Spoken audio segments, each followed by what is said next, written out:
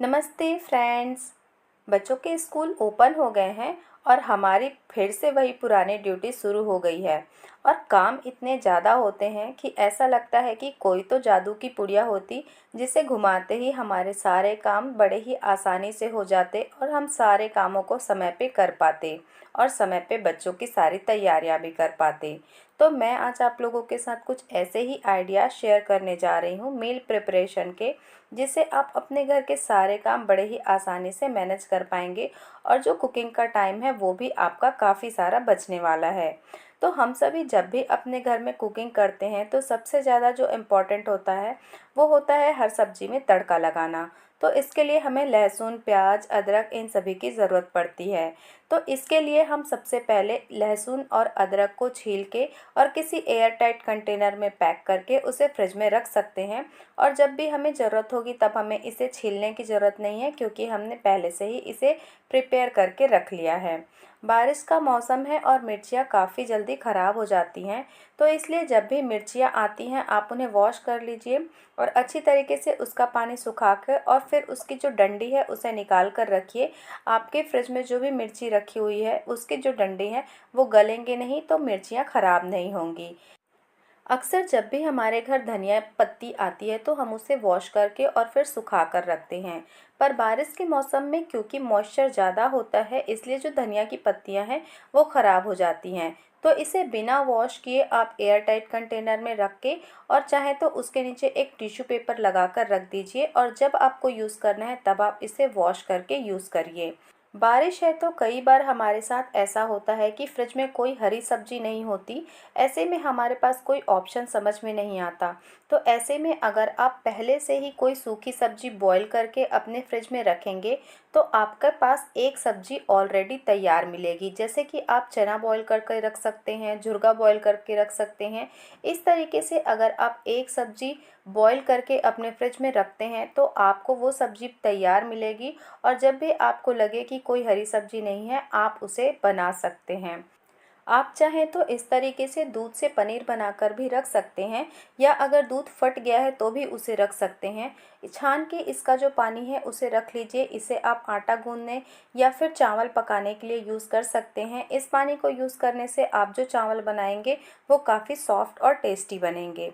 अब आप चाहें तो ये जो पनीर बना हुआ है इसे आप झटपट सुबह टिफ़िन के लिए पनीर भुर्जी बनाकर सब्जी तैयार कर सकते हैं बच्चों के लंच बॉक्स के लिए, या आप चाहें तो इसे आप बच्चों के लिए पनीर के पराठे बनाने के लिए भी यूज़ कर सकते हैं। आपका काम काफ़ी आसान हो जाएगा।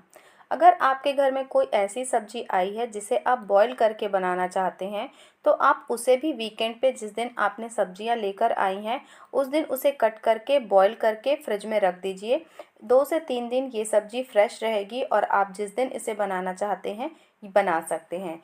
अगर आप चाहें तो इसे एक दिन पहले रात में भी काट के बॉईल करके रख सकते हैं, जिस दिन दूसरे दिन सुबह आपको इसे बनाना है।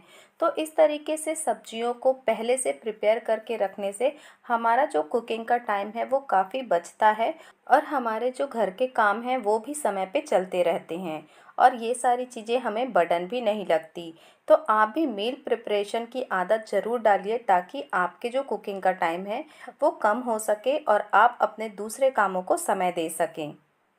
बच्चों को आलू की बनी हुई सब्जियां या पराठे काफ़ी पसंद आते हैं।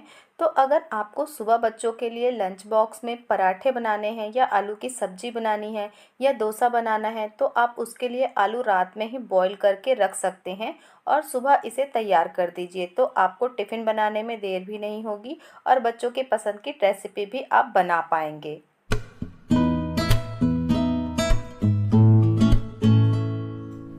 अगर आपके घर में भी सभी को वेज इडली या वेज उत्पम या वेज चीला पसंद है तो आप इसके लिए भी प्रिपरेशन पहले से करके रख सकते हैं। जैसे आप शिमला मिर्च, गाजर इन सारी चीज़ों को पहले से ही चॉप्ड करके रख सकते हैं, और जब आपको इसे बनाना है बस आपको ऑनियन को कट करना होगा और आप इसे तैयार कर सकते हैं।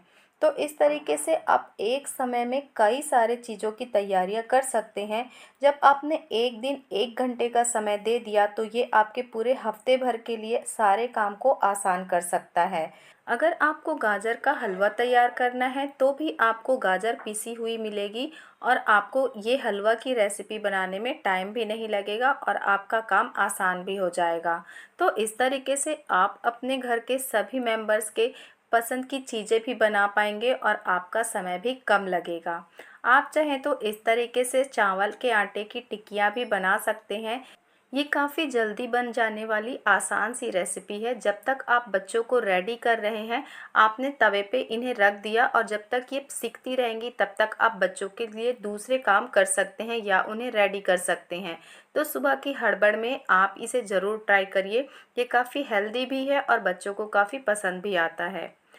ग्रीन चटनी हम सभी के घर में अक्सर यूज़ होती है और यूँ कहें तो रोज़ ही यूज़ होती है।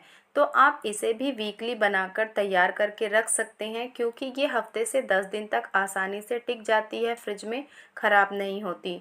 तो आप एक दिन इसे तैयार कर लीजिए और फिर पूरे हफ्ते भर के लिए आपको इसकी टेंशन ख़त्म हो जाएगी। इसी तरीके से अगर आप चाहें तो आप नारियल की चटनी या मूंगफली की चटनी भी बनाकर रख सकते हैं। ये आपके काफ़ी काम आएगी। अगर आपको चीला, डोसा या इडली इन सारी चीज़ों के लिए चटनी चाहिए तब तो ये आपके काम आने भी वाली है।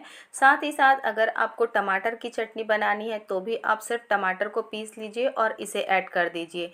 टमाटर की चटनी बनके रेडी हो जाएगी। अगर आपके घर में फ्राइड की हुई मिर्चियाँ पसंद की जाती हैं तो आप इसकी प्रिपरेशन भी पहले से करके रख सकते हैं। आप मिर्चियों को कट कर लीजिए और इसमें जो भी आपको स्टफिंग फिल करनी है उसे भी आप इसमें फिल कर दीजिए। आप चाहें तो इसमें हरी धनिया की स्टफिंग भी भर सकते हैं या आप चाहें तो इसमें सूखी धनिया का जो पाउडर होता है उसकी भी स्टफिंग भर सकते हैं। अब चाहें तो आप इसे फिल करके फ्रिज में रख दीजिए और जब आपको इसे खाना है तब आप सिर्फ इसे ऑयल में फ्राई कर लीजिए, या आप चाहें तो इसे पूरा एक साथ फिल करके एक साथ एक ही दिन पकाकर फ्रिज में रख दीजिए। 8 से 10 दिन ये बिल्कुल भी ख़राब नहीं होती और इसका स्वाद भी काफ़ी अच्छा लगता है।